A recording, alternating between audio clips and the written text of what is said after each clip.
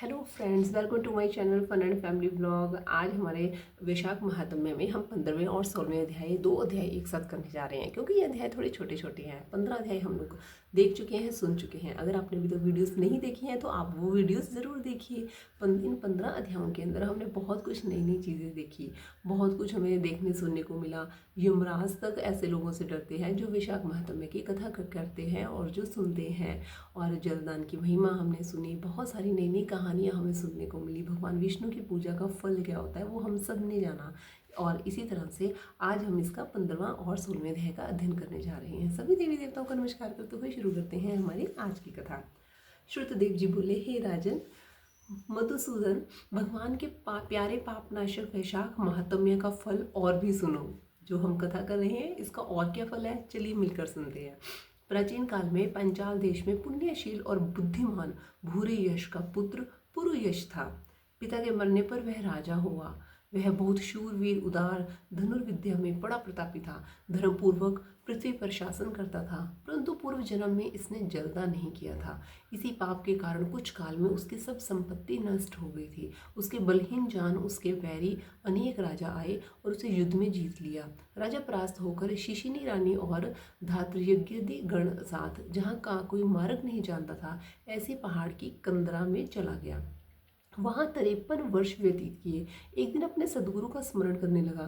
तब याज और उपयाज नाम के मुनीश्वर सर्वज्ञात राजा के पास पहुंचे। राजा उन्हें देख उठ खड़ा हुआ और भक्तिपूर्वक सिर झुका उनके चरणों में गिर पड़ा।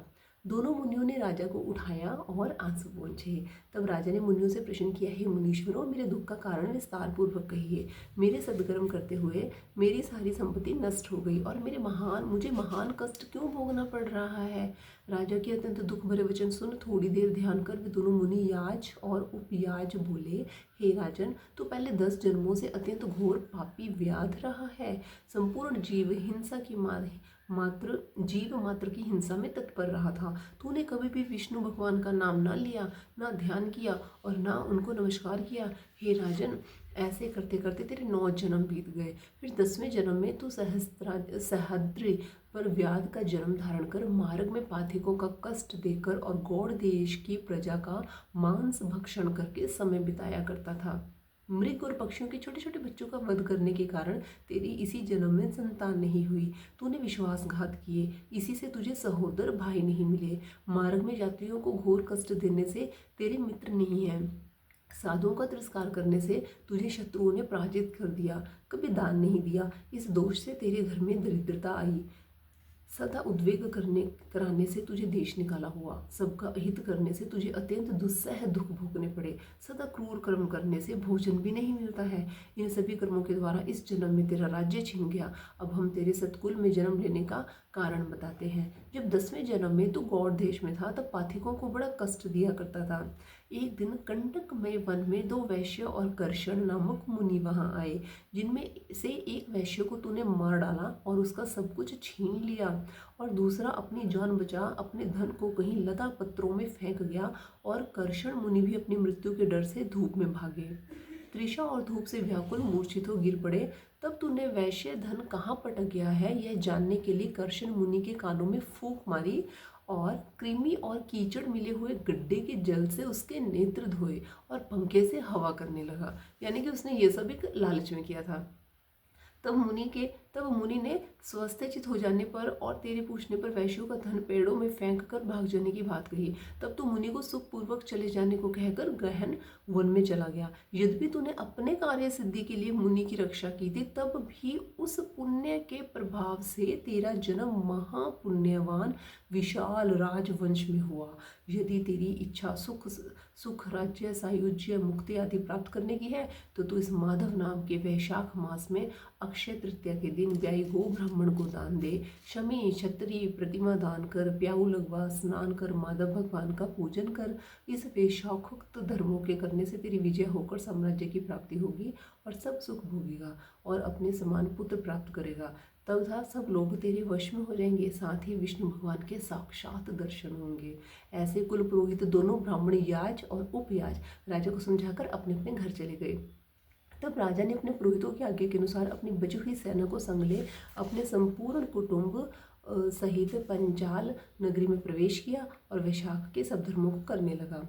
जब राजा ने फिर चढ़ाई कर दी तब घोर संग्राम कर और उन सबों को जीतकर राज्य में से 10 अरब घोड़े, 3 कोट हाथी, 1 अरब रथ, 10 सहस्त्र ऊंट, 3 लाख गधे अपनी पुरी में लाया और वह राजा कर देने लगा और सब राजा कर देने लगे। मधुसूदन भगवान की कृपा से वह चक्रवर्ती राजा हुआ। उसके 5 बड़े पुत्र गुणवान, शूरवीर और उदार धृष्टकेतु, धृष्टद्युम्न, विजय, चित्रकेतु, मयूरध्वज नाम के हुए। संपूर्ण प्रजा अनुराग और विश्वास करने लगी। फिर पंचाल देश का राजा निष्काम चित्त हो मधुसूदन भगवान की पूजा के लिए सभी धर्म करने लगा। जिनसे प्रसन्न हो मधुसूदन भगवान ने अक्षय तृतीया के दिन 4 भुजाओं में शंख, चक्र, पद्म लिए पीताम्बर धारण किए, वनमाला पहने लक्ष्मी तथा अनुचरों सहित गरुड़ पर चढ़ साक्षात दर्शन दिए। उनके असहनीय तेज को देखकर राजा ने नेत्र बंद कर लिए और फिर उनके दर्शन कर हर्ष के मारे सब देह में रोमांच खड़ा हो गया। नेत्रों में आंसू गिरने लगे और अत्यंत भक्तिपूर्वक हाथ जोड़कर सिर झुका स्तुति करने लगे। जिस प्रकार से भगवान विष्णु ने उस राजा को दर्शन दिए, ऐसे इस कथा सुनने वालों को सभी को दे। इस प्रकार से ही 15वां अध्याय पूरा हुआ, लेकिन 16वां अध्याय ज़्यादा बड़ा नहीं है, ये बिल्कुल ही छोटा सा है, तो इसलिए आज हम इसका 16वां अध्याय भी साथ में ही शुरू कर रहे हैं। 16वां अध्याय। श्रुतदेव जी कहने लगे, भगवान के दर्शन के आनंद में मगन हृदय वाले उस राजा ने तत्काल शीश झुकाकर प्रणाम किया। बहुत देर तक आकुल नेत्रों से विश्वात्म देव जगदीश का दर्शन करता रहा। फिर चरण धोकर जल को सिर पर धारण किया और बहुमूल्यवान आभूषण चंदनादि से पूजन करने लगा। धूप, दीप, फूल माला, नैवेद्य और आत्म समर्पण आदि से विष्णु भगवान को प्रसन्न कर बोला, हे निर्गुण विषभ मूर्ते, आपके चरणावृंद धन्य है।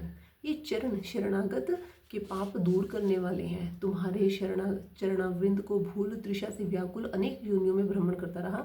ना मैंने दान किया, ना साधु की सेवा की, तुम्हारी कथा सुनी। उस अपराध से शत्रु ने मुझे पराजित कर दिया था, मेरा वैभव नष्ट हो गया था, तो मैं वन में गया। मेरे गुरुओं के स्मरण करते ही गुरु ने आकर मेरी दीन दशा पर दया कर दुख से छुड़ाने का उपाय बताया। उनके बताए वैशाख के धर्म कार्य जो शुभ फल देने वाले हैं मैं करने लगा और जिनके प्रभाव से मुझे संपूर्ण वैभव मिला और मैं अत्यंत प्रसन्न हूँ। हे परमात्मा, संतों पर अनुग्रह करने वाले तुमको नमस्कार है।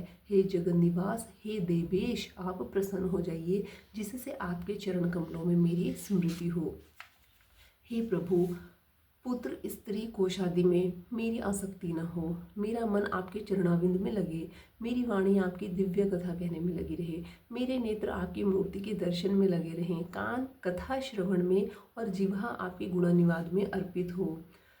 नासिका आपके चरण कमल का मकरंद सूखने में प्रवृत्त हो, हाथ आपके मंदिर की सफाई करने में तथा आपके भक्तों के सुगंध युक्त चंदनादि लेप में लगे रहें, पाँव आपकी कथा में ले जाएं, मेरी मूर्धा सदा आपकी वंदना में, कामना आपकी कथा में, बुद्धि आपके विचार में लगी रहे, साधु संग और आपकी श्रेष्ठ कथाओं के गान मेरे दिन में बीते, यानी कि मैं सारा दिन कथा करता रहूं।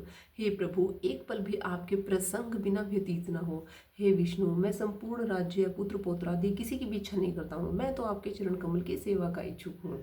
राजा की ऐसी स्तुति सुन भगवान प्रसन्न हो बोले, तुम पाप रहित निष्काम मेरे भक्तों में श्रेष्ठ हो। 10 सहस्त्र वर्षों की तुम्हारी अवस्था हो, दिव्य धन संपत्ति, मेरी दृढ़ भक्ति और अंत में सायुज्यता मिलेगी। जो प्राणी तुम्हारी की हुई इस स्तुति को करेंगे या सुनेंगे, मैं उन पर प्रसन्न होकर उन्हें निसंदेह भक्ति और मुक्ति दूंगा। आज के दिन अक्षय तृतीया में स्नान आदि करने, गोदान करने, बेलदान करने, पितृश्रों के निमित्त श्राद्ध करने से अक्षय फल प्राप्त होता है। मृत्यु, जरा, भय, पाप आदि सब नष्ट हो जाते हैं। मैं वैशाखोक्त धर्मों से प्रसन्न होता हूँ जिनके करने से तप अव्यय पद प्राप्त होता है। जो प्राणी मेरे चरणों का स्मरण करेगा उसे प्रायश्चित की भी आवश्यकता नहीं। तुम गुरु के उपदेश से वन में आ वैशाख के धर्मों में तत्पर हुए और जगत के नाथ भगवान की आराधना से तुम्हें सब वस्तु प्राप्त हो, इसी धर्म से प्रसन्न हो। मैंने तुम्हें दर्शन दिया है, अब तुम देवताओं के लिए भी दुर्लभ इच्छित भोगों को भोगो। देवादिदेव जनार्दन राजा को ऐसा वर दे वहीं अंतर ध्यान हो गए। तब वह राजा अत्यंत प्रसन्न हुआ। तदंतर गुरु महात्माओं का सत्संग कर नित्य प्रति ज्ञान प्राप्त करने लगा और वासुदेव भगवान के अतिरिक्त किसी को नहीं मानता था। वे शौकोक्त सब धर्मों में बारंबार करने से पुत्र पौत्र आदि की वृद्धि हुई और संपूर्ण मनोरथ को भोग अंत में चक्रपाणि विष्णु भगवान की सायुज्यता को प्राप्त हुआ। जो इस परम सुंदर आख्यान को सुनते हैं सुनाते हैं वे सब पापों से छूटकर विष्णु भगवान के परम पद को पाते हैं। तो ये था हमारा वैशाख महात्म्य का 16वां अध्याय। हमारे 16 अध्याय संपन्न हो चुके हैं। आप इसी तरह से बने रहिए हमारे साथ। और इसके 25 अध्याय हैं, हमने 25 अध्याय पूरे करने हैं, जिसमें से कि 16 अध्याय हमारे पूरे हो चुके हैं। आप इन वीडियो को ज़्यादा से ज़्यादा अपने फ्रेंड्स तक, अपने फैमिली मेम्बर्स तक ज़रूर पहुंचाएं, ताकि सभी इस कथा को अपने ही घर में बैठे बैठाए इस कथा को सुनने का सबको मौका मिल सके। धन्यवाद।